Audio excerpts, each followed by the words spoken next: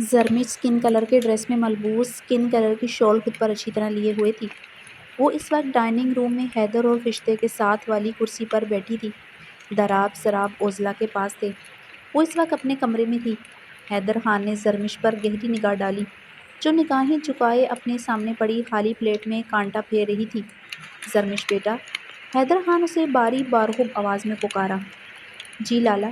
زرمش نے نگاہیں اٹھائی حیدر خان کو دیکھا تھا۔ حیدر خان کی نگاہیں اس کے سرخ ہونٹوں پر تھی، جو بے تحاشا سرخ تھے، ہلکے ہلکے متورم بھی تھے، جیسے وہ انہیں کافی دیر تک چباتی رہی ہو۔ یہ ہونٹوں کے ساتھ کیا کیا ہے؟ حیدر خان کی بات پر زرمش کی رنگت میں تیزی سے سرخیاں گھلی تھیں۔ حیدر خان زرمش کو اتنی تیزی سے سرخ ہوتے دیکھتے حیران ہوا تھا۔ زرمش کی آنکھیں رت جگہ کی چغلی کھا رہی تھیں۔ ہیزل گرے آنکھیں گلابی اور متورم تھیں، جیسے وہ ساری رات روتی رہی ہو۔ کچھ نہیں ہوا لالا۔ زرمش اپنے سرخ ہونٹ اپنی شال سے رگڑ گئی تھی۔ اس کی آواز اس کے لبوں سے نکلی تھی، لبوں پر بے تحاشا جلن ہوئی تھی۔ فرشتے نے زرمش کو گہری نگاہوں سے دیکھا تھا۔ لالا میں آرام کروں گی، میرے سر میں درد ہے، میرے کمرے میں مت آئیے گا پلیز۔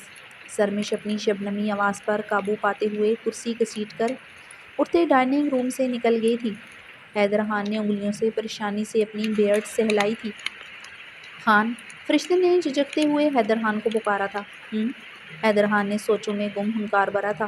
خان زرمش کی گردن پر نشان تھے، فرشتے نے ٹوٹے لفظوں سے کہا تھا۔ حیدر خان نے فرشتے پر سرد سرخ نگاہ ڈالی۔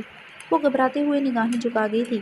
خان، وہ رات کو وہ نشان نہیں تھے، اور پھر زرمش کے ہونٹ بہت سرخ ہیں۔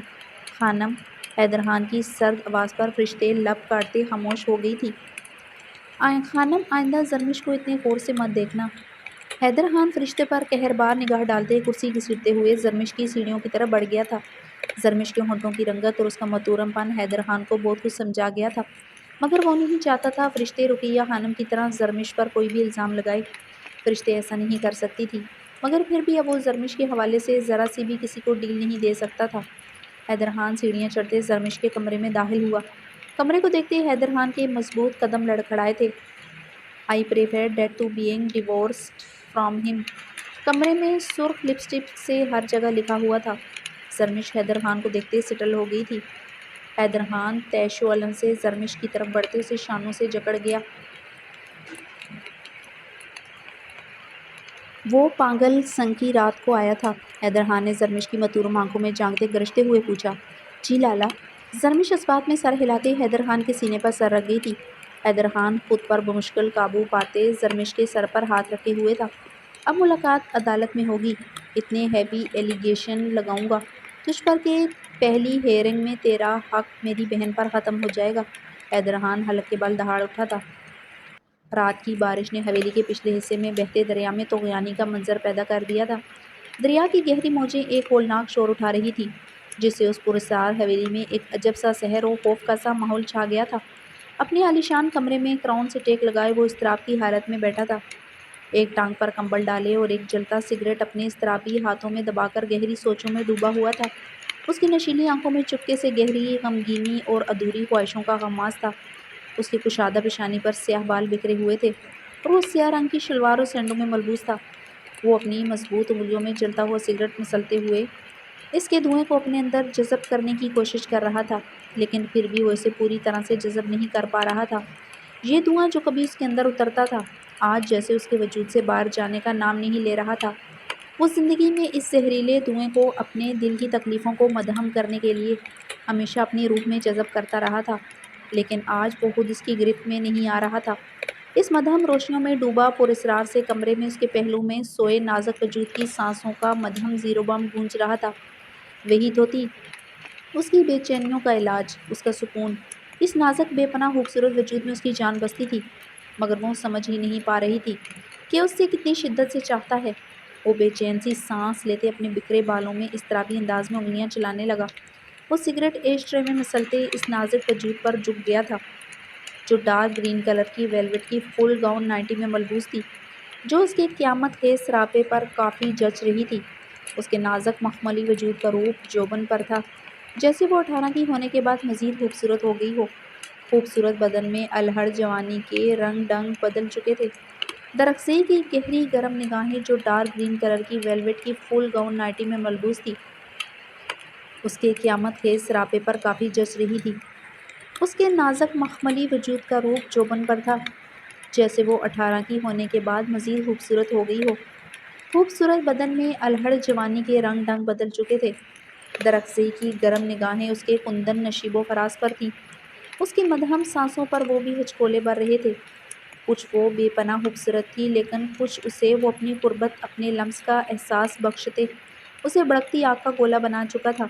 اس کی نظریں اس کے بدن کے خد و خال پر جمی ہوئی تھیں، جیسے کوئی جادوگرنی ہو جو اس کی روح کو اپنی گرفت میں لے چکی ہو۔ وہ مدہم سانسیں لیتے ہوئے اپنے بکھرے ہوئے بالوں میں اضطراب سے انگلیاں چلانے لگا۔ اس کا جسم اس کی تمام خواہشات اور تڑپ کو محسوس کر رہا تھا، لیکن وہ چاہ کر بھی اسے مکمل طور پر اپنے اندر اتار نہیں پا رہا تھا۔ وہ اپنی حالت کو سمجھتا ہوا چپکے سے اس کے مزید قریب جھک گیا اور اس کے بدن پر اپنے حق کو بے باکی سے جتانے لگا۔ مقابل کی نرم عرق سے بھیگتی جلد پر اس کی کھردری انگلیاں ایک خاص سرور کے ساتھ چل رہی تھیں۔ تم وہ عورت ہو جس نے مجھے تب سمیٹا جب میں بکھر چکا تھا، وہ اس کے کان میں سرگوشی کر رہا تھا۔ اس کی آنکھوں میں شرابی نشہ اور محبت کی جرمٹ چمک رہی تھی۔ تم سے محبت نہیں، تمہارے معصوم سحر میں جکڑا گیا ہوں۔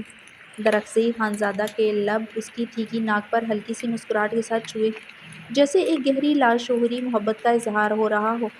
درخزئی خانزادہ کی کھردری انگلیاں اس کے سلکی شہد رنگ بالوں میں الجھ رہی تھیں، جو اس کی خمدار کمر کو چھو رہے تھے۔ درخزئی خانزادہ کے ایک ہاتھ اس کے قیامت خیز بدن پر بے باکی سے اپنا حق جتا رہا تھا۔ وہ اسے نرمی مگر بے حد بے باکی سے چھوتے اس کے خوبصورت مگر معصوم نقوش پر اپنی شرابی نشیلی آنکھیں گاڑ گیا۔ وہ جتنی خوبصورت تھی اتنی ہی معصوم تھی۔ وہ سچ میں معصوم تھی، کچھ سیکنڈ میں ہی اپنے دل کی قدورتوں کو نکال کر پھینک دیتی تھی۔ جتنی بھی ناراض ہو اس کے ذرا سا قریب آنے پر خود کو اس کے سپرد کر کے اس سے لپٹ جاتی تھی۔ وہ جانتا تھا یہ سچ ہے، اس کی محبت نے اس میں وہ سادگی اور وفا ڈھونڈی تھی جو کبھی کہیں نہیں مل سکی۔ وہ اسے اپنی دنیا سمجھتا تھا اور وہ ہمیشہ اس کی محبت میں غرق رہنا چاہتا تھا، جہاں ہر لمحہ اس کی خواہشیں اور درد یکجاں ہو جاتے تھے۔ تمہیں لگتا ہے میں تم جیسی عورت کا دل دکھاؤں کہ خود کو بد نصیب کہلواؤں گا؟ تم وہ عورت ہو جس نے مجھے تب سمیٹا جب میں بکھر چکا تھا۔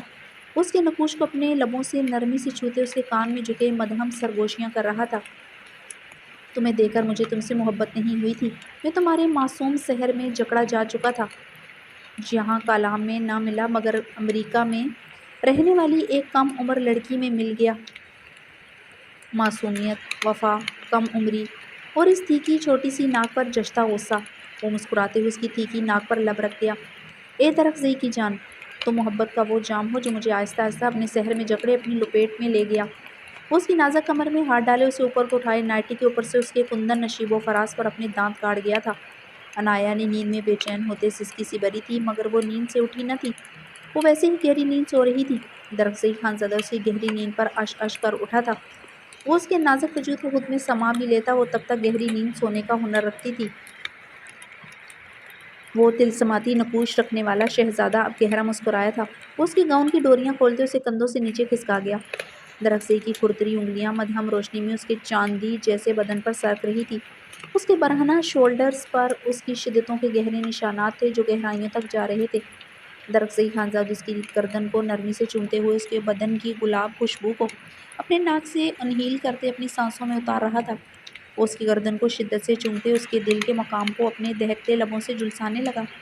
اسے ہنوز گہری نیند میں گم ہوتے دیکھ کر درخزئی خانزادہ اس کی نیند سے حسد سا ہوا تھا۔ وہ اس کے لمس پر اپنی نیند کو فوقیت دیے ہوئے تھا، مقابل اس سے بڑھ کر کسی چیز کو اہمیت دے یہ کہاں اسے گوارا تھا۔ وہ گاؤن کے نیچے اس کی سلیو لیس نائٹی کو مزید نیچے کھسکا گیا۔ اب اس کے سامنے اس کی نیم برہنہ گہرائیاں تھیں۔ وہ جھکتے ہوئے بے باکی سے وہاں اپنے دانتوں کی چبھن دے گیا۔ آہ! وہ نیند میں مدہم سا چیختے آنکھیں کھول گئی۔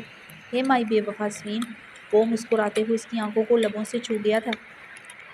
میں بے وفا؟ عنایا نیند میں مندھی گلابی آنکھیں درخزئی کی گہری نشیلی آنکھوں میں گاڑی۔ اس کی انگلیاں بے اختیار درخزئی کی بے حد گنہری مڑی ہوئی پلکوں کو چھو گئی تھیں۔ کسی مرد کی اتنی گھنی مڑی ہوئی پلکیں آج تک دیکھی نہ تھیں۔ وہ ان پلکوں اور مقابل کے گال میں پڑھے مدہم سے گڑے کو چھوئے بغیر نہ رہ سکتی تھی۔ بے وفا ہو سوین تم، جسے اپنے شوہر نامدار سے زیادہ اپنی نیند عزیز ہے۔ وہ بے حد سنجیدگی سے بولتے اس کے اوپر سے اٹھتے سائڈ ٹیبل سے سگریٹ کیس اور لائٹر پکڑے صوفے کی جانب بڑھ گیا تھا۔ انایا نے اسے شلوار اور سینڈو میں دیکھتے اٹھ کر بیٹھتے اپنے حسین نگوش کے زاویے بگاڑے تھے۔ وہ اسے شلوار اور سینڈو میں سخت زہر لگتا تھا، مگر وہ اس جانتے بوجھتے بھی روز رات کو یہی لباس پہنتا تھا۔ درخزئی خانزادہ صوفے پر بیٹھے اس کے منہ کے زاویے بگڑتے دیکھتے اپنے امڑتے قہقہے کو روک نہ سکا تھا۔ اس کا فلک شگاف قہقہ کمرے میں گونجتے باہر سے آتی بارش کے قطروں کے ساز کی آوازوں میں گل مل گیا تھا۔ انایا نے سحر انگیزی سے سامنے بیٹھے اپنے بے پناہ وجیح مرد کو دیکھا تھا، جو اسے ساری دنیا سے زیادہ خوبصورت مرد لگتا تھا۔ اسے ایشیائی مرد کبھی نہیں بھائے تھے۔ لاشعوری طور پر وہ ایشیائی مردوں سے نفرت کرتی تھی۔ جسے سامنے بیٹھے ایس پی سے کبھی شدت سے نفرت محسوس ہوئی تھی۔ اسے لگتا تھا ایشیائی مرد سے زیادہ بے وفا کوئی ذات نہیں ہوتی۔ وہ عورت کو پانے کے لیے ہمیشہ محبت کا سہارا لیتا ہے، اور اس نے انہیں ایشیائی مردوں کو کئی بار کلبس امریکہ کی اسٹریٹ میں گوریوں کی باہوں کا ہار بنتے دیکھا تھا۔ سب سے بڑھ کر اپنے باپ پاشا کو وہ کیسے بھول سکتی تھی، جس نے محبت کے نام پر زہلے سے اس کا سب کچھ چھین لیا تھا۔ اپنے باپ پاشا کو بھی انہی گوریوں کے ساتھ ہزاروں بار دیکھا تھا۔ اتنا خوبصورت بچپن ایک ایشیائی مرد کی بے وفا کو دیکھتے ہی تو گزرا تھا۔ اسے مغربی مرد اٹریکٹ کرتے تھے۔ وہ سیکس کے حصول کے لیے محرم نامحرم شادی کے جھنجھٹوں میں نہیں پڑتے تھے، مگر ایشیائی مرد اپنی نیڈز پوری کرنے کے لیے نکاح جیسے پاک رشتے کا سہارا لیتا ہے، اور پھر اسی نکاح کو عورت کی گردن کا طوق بنا دیتا ہے۔ اسے مشرقی مردوں کے دوغلے پن سے نفرت تھی، مگر درخزئی خانزادہ کے عشق سے عشق ہو گیا تھا اسے۔ وہ خود پر گولی کھا کر اسے بنا ایک لفظ کہے 4 گھنٹوں کی ڈرائیو کرنے والا مرد تھا۔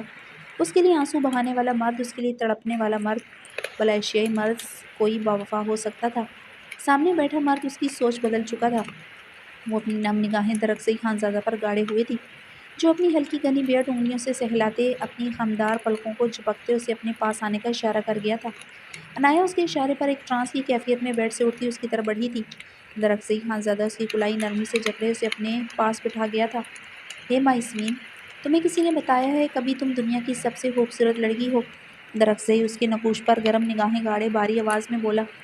بتایا ہے، بہت بار بتایا ہے۔ انایا کے گلابی لب مسکراہٹ میں ڈلے تھے۔ جانتی ہو نا سوین، تم پر سب سے زیادہ کس کا حق ہے؟ میں اس کو جان سے بھی مار سکتا ہوں جس نے کبھی تمہاری تعریف کی ہے۔ درخزئی خانزادہ شعلہ بار لہجے میں انایا کا جبڑا دبوچ گیا تھا۔ جس کا سب سے زیادہ حق ہے اسی نے بتایا ہے۔ سردار ہے یہاں کا، چاہو تو اس کی جان لے لو، میری طرف سے اجازت ہے۔ انایا کی شرارتی آواز پر درخزئی کے تنے ہوئے نقوش ڈھیلے پڑے تھے۔ کنپٹی پر ابری وینز مدھم ہوئی تھیں۔ ویسے مس امریکہ، آپ کو نہیں پتا آپ کا شوہر آپ کو لے کر کافی پوزیسو ہے، اور آپ ہیں کہ ہر ایرے ہیرے کی تعریف پر خوش ہو جاتی ہیں۔ مجھے بتا سکتی ہیں یہ سردار کون ہے؟ کیسا دکھتا ہے؟ کہ آپ بھی اس میں انوالو ہیں؟ وہ انایا کی کمر کو مٹھیوں میں جکڑے اس کی شفاف کانچ سی آنکھوں میں دیکھتے سوال کر گیا۔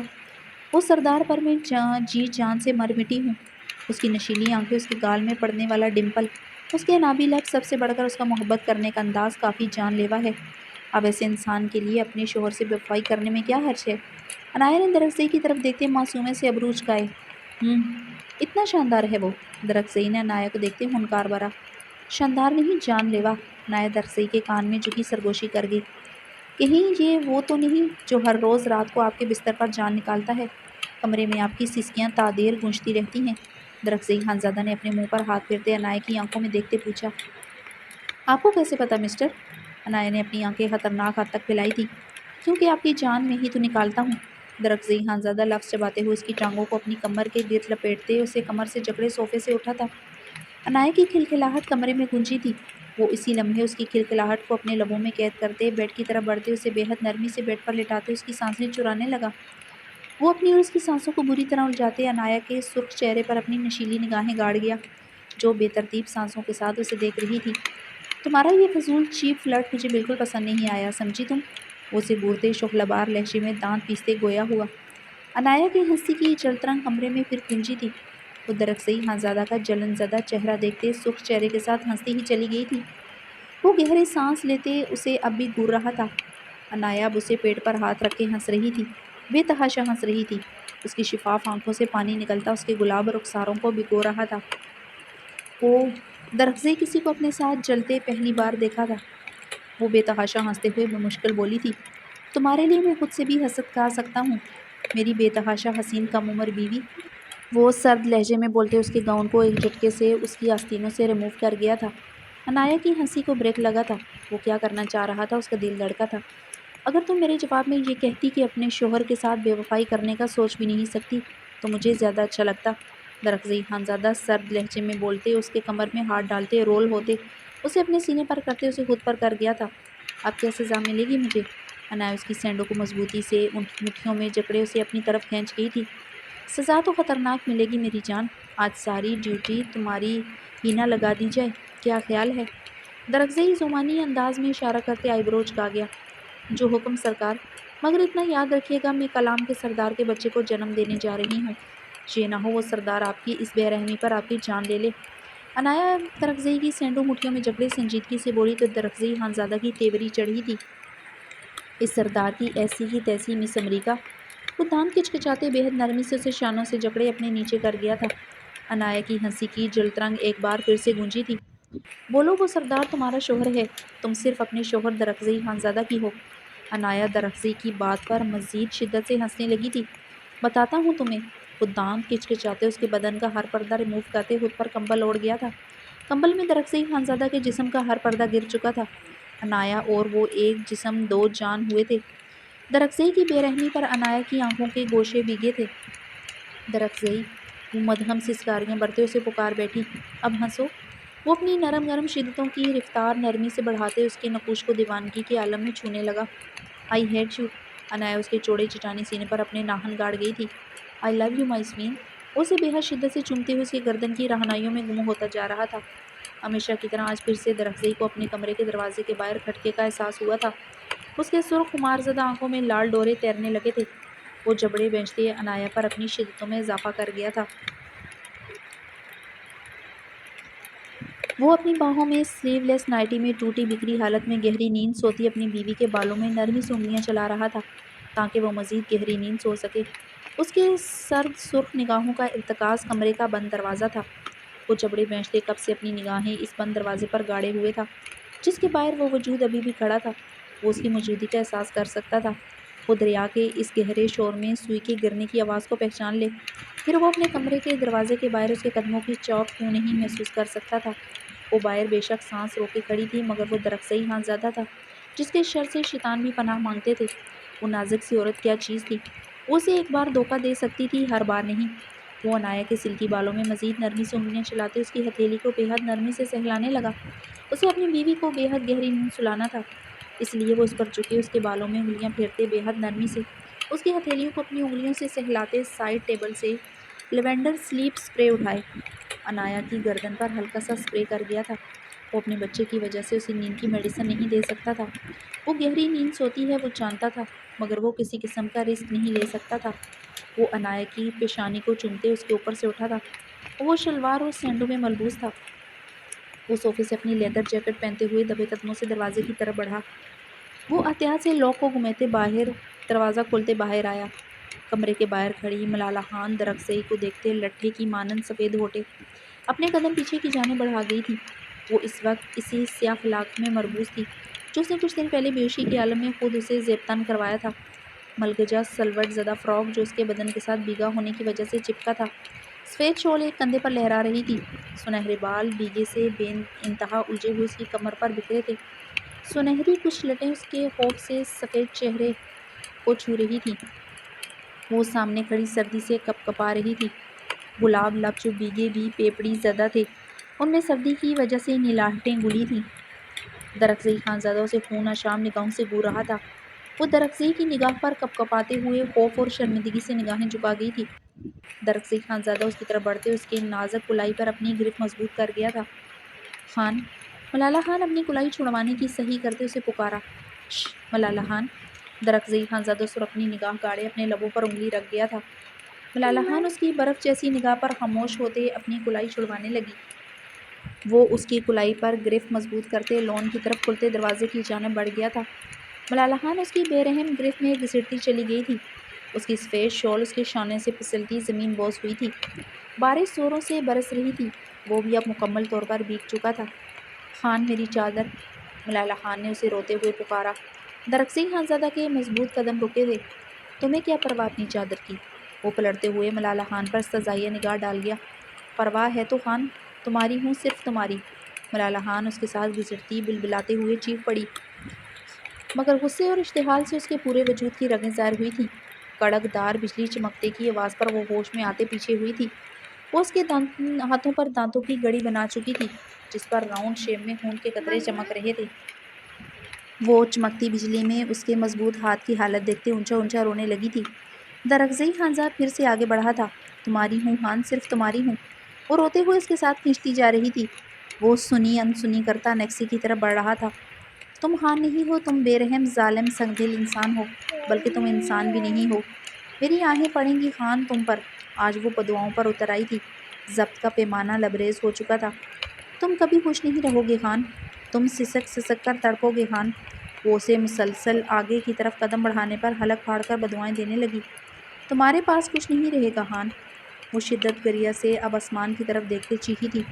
بارش برف کی طرح برسنے لگی تھی۔ اس کے نازک بدن کی کپکپاہٹ بڑھی تھی۔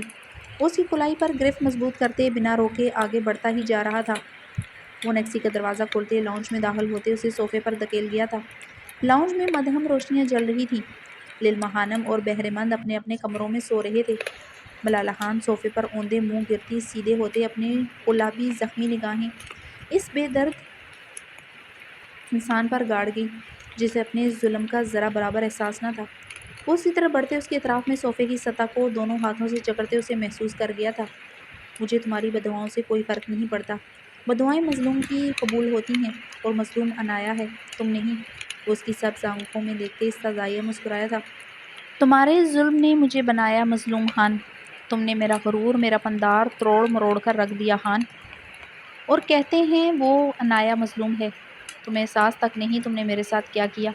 وہ روتے ہوئے درخزئی کے جیکٹ کو کالروں سے جکڑ گئی تھی۔ میں نے کیا ظلم؟ میں نے توڑا تمہارا غرور، تمہارا پندار، میں نے؟ وہ حلق کے بل اتنی زور سے دہاڑا تھا کہ ملالہ خان کو اپنے کان کے پردے پھٹتے محسوس ہوئے تھے، مگر اس نے درخزئی کے کالروں سے اپنے کپکپاتے ہاتھوں کی گرفت ہٹائی نہیں تھی۔ اس غزین کے بارے میں تمہارا کیا خیال ہے؟ اس نے تمہارا کیا کیا توڑا ہے؟ غرور، پندار، مان، یا کچھ اور بھی؟ وہ بے رحمی سے بولتے ملالہ خان کے چہرے کو تیزی سے سرخ کر گیا تھا۔ غزین میرے لیے کچھ نہیں تھا خان، وہ درد و کرب سے دبی آواز میں چیخی تھی۔ کچھ نہیں تھا اس لیے تم میرے نکاح سے اس کے لیے بھاگ گئی؟ وہ بھی جواباً اپنا آپ کھوتا چیخا تھا۔ خان سمجھنے کی کوشش کرو، غزین نے میرے دل کو نہیں چھوا، میرے دل کو تم نے چھوا ہے۔ میرے جسم پر صرف تمہارے ہاتھ لگے ہیں، میرے نقوش پر صرف تمہاری سانسوں کی تپش پڑی ہے۔ میں کپڑے پہنتے ہوئے بھی خود کو چھونے سے ڈرتی ہوں کہ اس جسم پر صرف میرے خان کا حق ہے۔ نہیں، میں خود کو چھو کر تمہارے ساتھ بے وفائی نہ کر لوں۔ مجھے معاف کر دو خان۔ وہ اب درخزئی کا چہرہ دونوں ہاتھوں میں تھام گئی تھی۔ تمہیں معاف کرنے کا مطلب عنایا کے ساتھ بے وفائی کرنا ہوگا، یہ تم اچھی طرح جانتی ہو۔ درخزئی خانزادہ نے اس کی سبز آنکھوں میں دیکھتے سنجیدگی سے سوال کیا۔ کیسی بے وفائی خان؟ تم مرد ہو، تم 4 شادیاں کر سکتے ہو، 4 عورتوں کے ساتھ بے وقت رہ سکتے ہو۔ تمہیں تو جنت میں بھی 70 حوریں ملیں گی، یہاں زندگی میں 2 عورتیں رکھ لو گے تو کون سی قیامت آ جائے گی؟ ملالہ خان کی بات پر درخزئی خانزادہ اونچی آواز میں کہکا لگا گیا تھا۔ وہ ملالہ خان کی سبز آنکھوں میں دیکھتے ہنس رہا تھا۔ مقابل کی ہنسی پر ملالہ خان کی سبز آنکھوں سے آنسوؤں کا ریلا بہنے لگا تھا۔ یہی بات تم تب بھی کہتی جب تم عنایا کی جگہ ہوتی، دیتی مجھے کسی اور کو، حق برداشت کرتی مجھ پر کسی اور کا۔ اب بتاؤ تم ظالم ہو یا مظلوم ملالہ خان؟ میری منگیتر ہوتے مجھ سے دغا کیا، میرے نکاح میں ہوتے مجھے دھوکہ دیتے بھاگ گئی۔ تمہاری اس رشت میں ہی دھوکہ ہے ملالہ خان، تمہیں کیا پتا کسی ایک کا ہو کر رہنے میں۔ درخزئی خانزادہ طنزیہ مسکرایا تھا، اب اس کے چہرے پر اپنا ہاتھ ہٹا گئی تھی۔ ٹھیک کہا خان، مجھ سے زیادہ بے رحم ظالم کون ہوگا جس نے سب سے زیادہ خود پر ظلم کیا ہے؟ تم جیسے شاندار انسان کو کھو دیا، تمہاری محبت کو کھو دیا۔ میں اور سب کچھ نہ کرتی، آج تم صرف میرے ہوتے۔ اگر تم میرے ہوتے میں تمہیں خود میں قید کر کے رکھتی، تم پر کسی دوسری عورت کی پرچھائی بھی پڑنے نہ دیتی، تمہیں کبھی کسی کو نہ سونپتی، تمہیں تو حوروں کے ساتھ شیئر نہ کرتی۔ اتنی شدت سے عشق کرتی ہوں تم سے، وہ مدھم سا بول رہی تھی۔ درخزئی تک اس کے لفظ بمشکل پہنچ رہے تھے۔ تمہیں اس کے قریب دیکھتے ہی میرے اندر جلتا تندور دہک اٹھتا ہے۔ ملالہ خان ایک مرد سے اتنی شدت سے بھی عشق کر سکتی ہے وہ کبھی سوچ بھی نہیں سکتی تھی۔ وہ اس کی نشیلی آنکھوں میں اپنی آنکھیں گاڑے گئی۔ ایک سیلابی ریلا طوفان کی صورت میں اس کی سبز آنکھوں سے بہہ رہا تھا۔ پھر بھی دوسری عورت بننے کو تیار ہو؟ وہ اس پر جھکا استہزائیہ لہجے میں پوچھ رہا تھا۔ مقابل کی کسی بات پر اسے کوئی فرق نہیں پڑتا تھا، اسے ملالہ خان پر یقین ہی نہیں تھا۔ تم سے دور رہوں گی تو بھی تو تڑپ کر مر جاؤں گی۔ وہ پھر سے اس کے کالر جکڑ گئی تھی۔ تم مجھ سے کیا چاہتی ہو میں اچھی طرح جانتا ہوں۔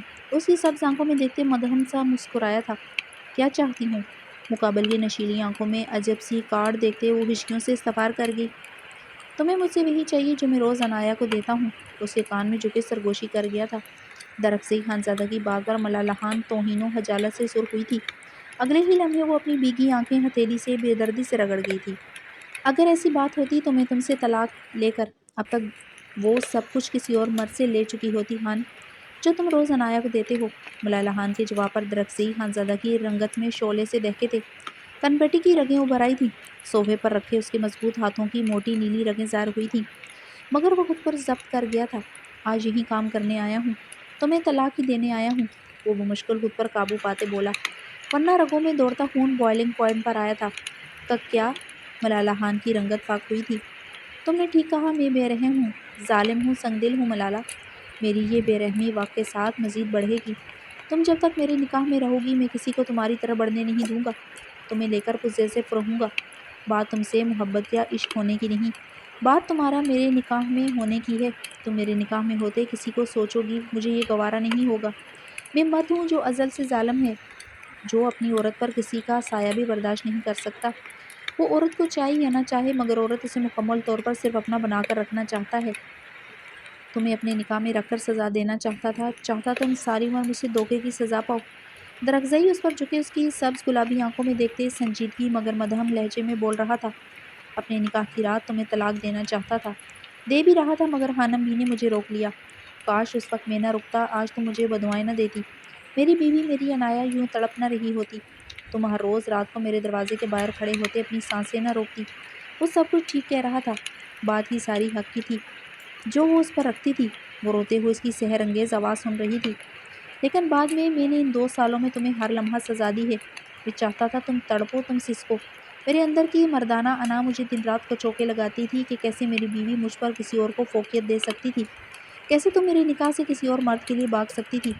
میری مردانہ انا کہتی میں تمہیں تڑپا تڑپا کر مار دوں۔ میں تمہیں تڑپانا چاہتا تھا اور تڑپایا بھی، اس لیے میں نے عنایہ سے نکاح کیا۔ وہ مجھے بہت معصوم کم عمر لگی، مجھے لگا وہ تم جیسی نہیں ہے۔ میں اس کی معصومیت اس کے سحر سے جکڑا گیا۔ یہ سب کچھ میں نے بہت جلدی میں کیا۔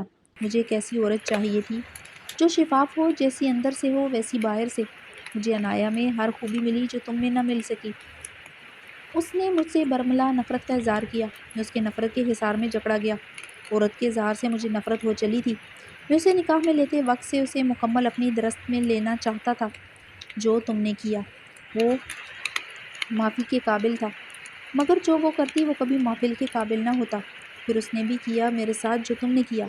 میں مر گیا تھا، سانسیں تھم گئی تھی، مگر اس کی شفاف آنکھوں میں نے خود کو نہیں پایا تو کسی اور کو بھی نہیں پایا تھا۔ اس کی شفاف آنکھیں تھی جہاں صرف میرا ڈر تھا، کوئی ریاکاری نہ تھی۔ میں پھر سے زندہ ہو گیا۔ درخزئی خانزادہ جی اٹھا۔ تم پردے میں رہتے اتنی شفاف نہ تھی، وہ اپنا جسم دکھاتے شفاف تھی۔ وہ مدھم سا ہنس رہا تھا اور وہ مدھم سی آواز میں رو رہی تھی۔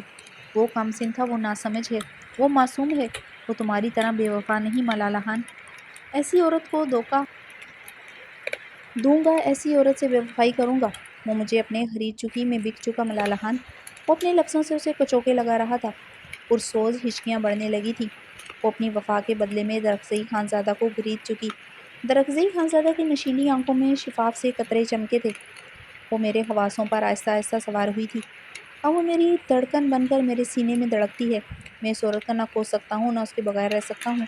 میں تمہیں ساری عمر سزا دینا چاہتا تھا، مگر میں اپنی سوین کو نہیں کھو سکتا۔